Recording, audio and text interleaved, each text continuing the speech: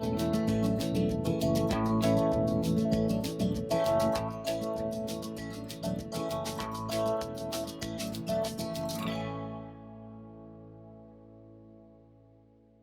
I'm Tom Landon from Blue Ridge PBS and Echo, and I want to welcome you to a very special program produced by our own Sadie Hartzog. It's the second in our occasional series called Field Notes, which captures live performances shot on location. In 2016, Roanoke Lee Hunsaker had a vision of a curated live storytelling event for Southwest Virginia. A writer who comes from a long line of storytellers, Lee started by hosting a series of small events, and the word grew. Called Hoot and Holler, the stories usually follow a theme, which can be anything from tales about first dates, frenemies, salvation, or even a life in drag. The program you're about to see was recorded at the historic Grandin Theater in November of 2021, and the theme for the night was Serendipity. It features tales of loss, love, and travel. Warning, these stories are told by grown-ups for an audience of grown-ups and may feature adult situations, so we've tried to take care to bleep any words that you might find offensive. But parents may want to watch the stories first and decide if they're appropriate for children. Finally, the views expressed in these stories are those of the storytellers alone and may not reflect the opinions or attitudes of Blue Ridge PBS or Echo TV.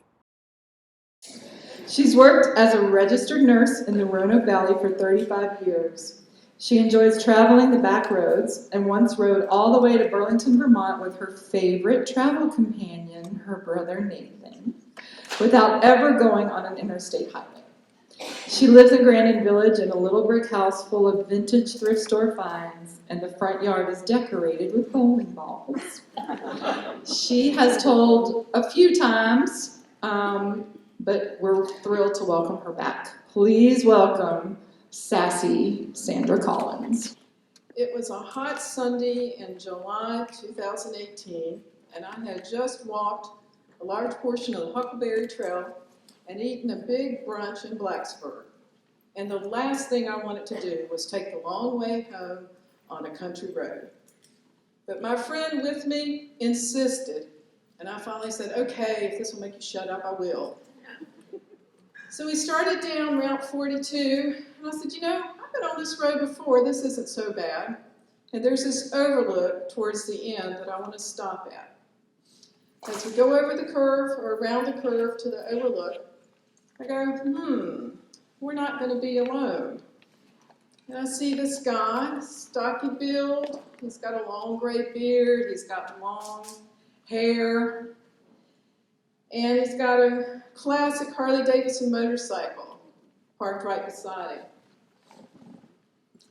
And I also see that he's looking at his cell phone, and I'm like, that's kind of weird. Because I know this part of Craig County, and I know that there's not any cell service.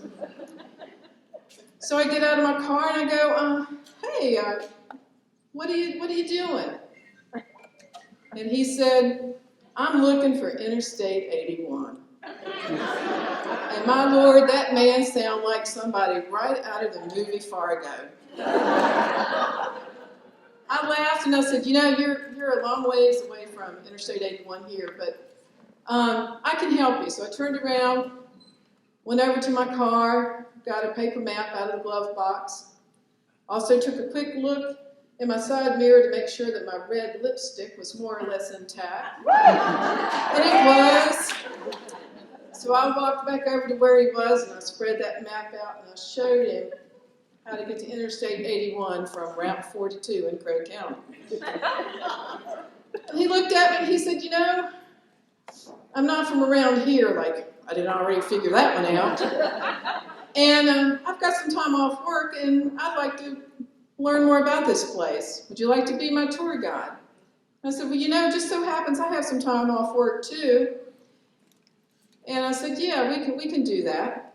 So we exchanged names and telephone numbers, and I went on about my way. Driving back home, I thought, I wonder if this guy's going to call me or not. I haven't had the best luck with men. Some of you guys know that. I thought, well, if he calls me, that's great. If he doesn't, oh, well, it was a fun, just casual encounter, on a Sunday afternoon. I go home. I've got his name and his telephone number, so for 1995, I learned a whole lot about him. I look pretty good, you know. It's okay. So he pretty much told the truth about who he was and where he was from. So the next morning, I get a phone call. And he says, "Do you have a motorcycle helmet?" I said, "No." He said, "Well, meet me at the Harley shop, and we'll get you one." So I go over to Peters Creek, and I'll let you know this is the first time I've ever been in a Harley store.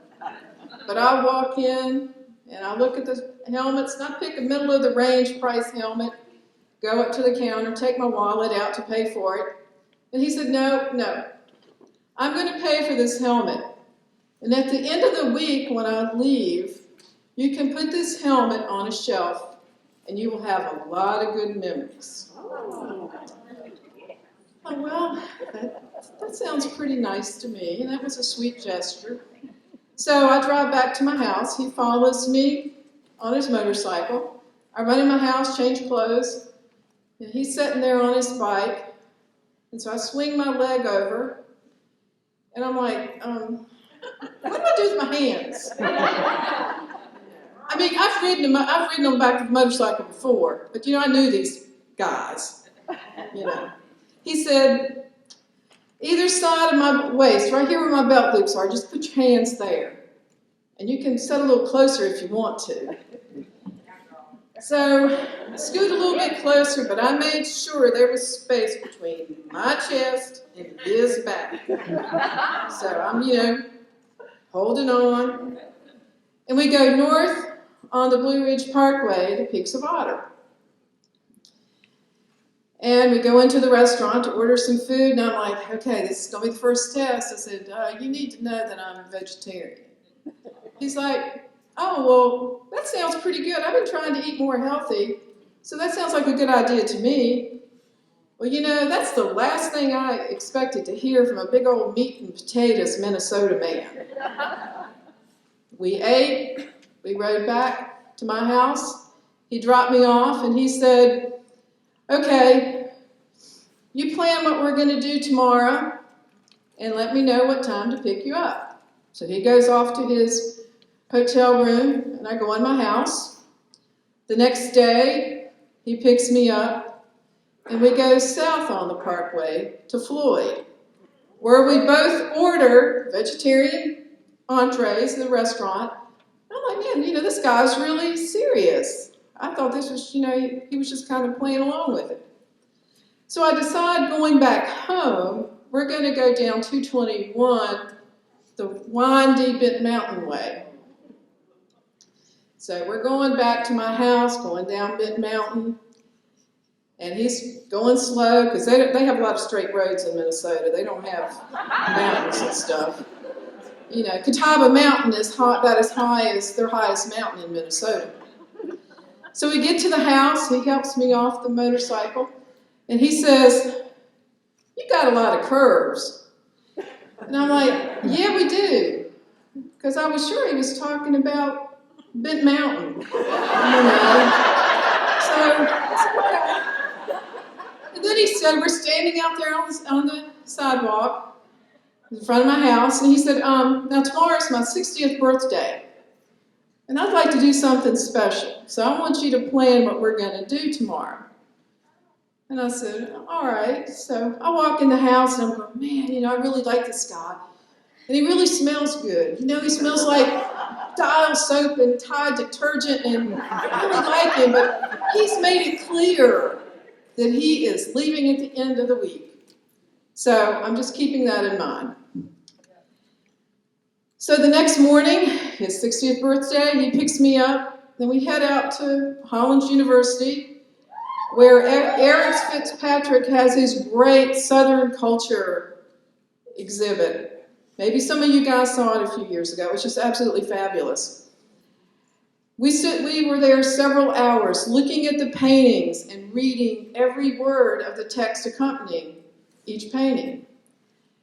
And he was like, I've never done anything like this before, but this is really great. This guy's really talented. And so we talked about living in the South and him living in Minnesota and all that sort of stuff. He'd also told me that he liked live music. So it was his 60th birthday, and I knew that there was some really great music at the Spot on Curb. So we went to the Spot on Curb. Freddie McGregor, a great Grammy-nominated reggae performer, was there. So we're in there. It's a nice little cozy place, if you've ever been there. And we're standing there just swaying to the music and clapping, and it's just great. And then he turns around and kisses me.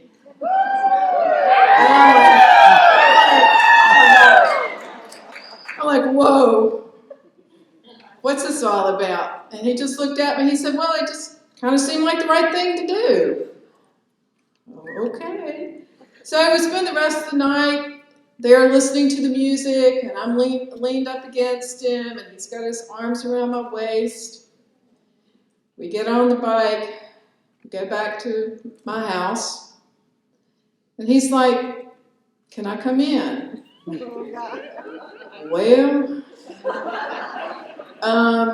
this is a real test because people either love my house or they don't. They think it's either cute and cool or cluttered and messy. But heck, why do I care what this guy thinks? Because he's leaving at the end of the week anyway, so come on in. So he comes into the house and he says, wow, this looks like a woman's house. I'm a woman and I live here. Yes, it's a woman's house. And he said, I get really tired of being in hotel rooms all the time. And just if you're keeping track, this was our third date. And yes, he did spend the night. So the next morning, I get up. Now, I'm not going to give you all those details. The next morning, I get up, make us some breakfast, and we head up to the Mill Mountain Star. And we talk about Roanoke and how much I love Roanoke and all that. And then we go see a movie right here at the Grandin Theater. And he agreed that the very best popcorn anywhere was right here at the Grandin. So we leave here. We go back to my house, a mile away from here, by the way. And he drops me off, and he goes back to his hotel room. And he says, tomorrow's my last day here, so let's make it special. You decide what you want to do, and we'll do it. So the next morning, he picks me up. I get on the back of his bike, and I get as close as I can to him with my arms around his waist, because I never, ever want to forget this. So we go across 311. We go to the restaurant there at Paint Bank. We come back. He helps me off the bike, gives me a nice big hug and a great kiss, and he says, bye.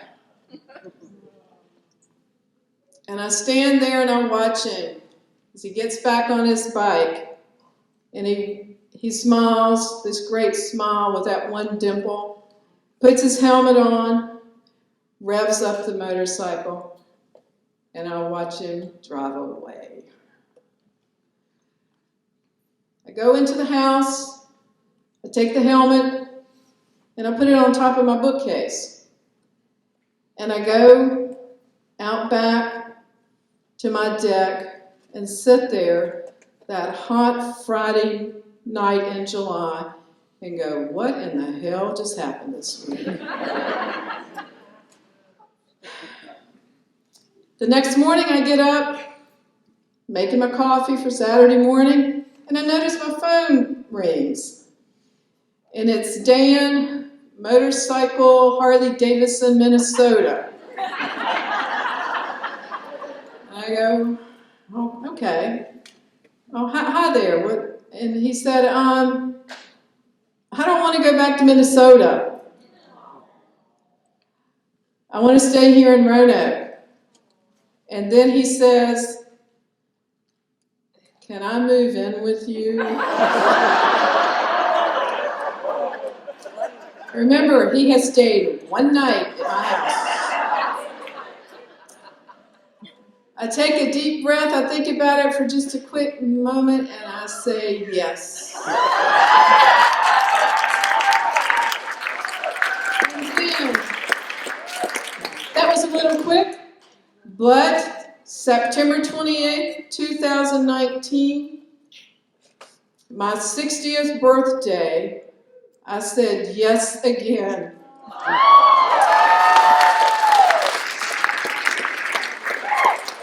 In my second favorite place in the world, Key West, Florida. Only a really fortunate stroke of serendipity would bring together a liberal Democrat woman from Virginia and a sort of conservative, not really Republican man from Minnesota together on a country road.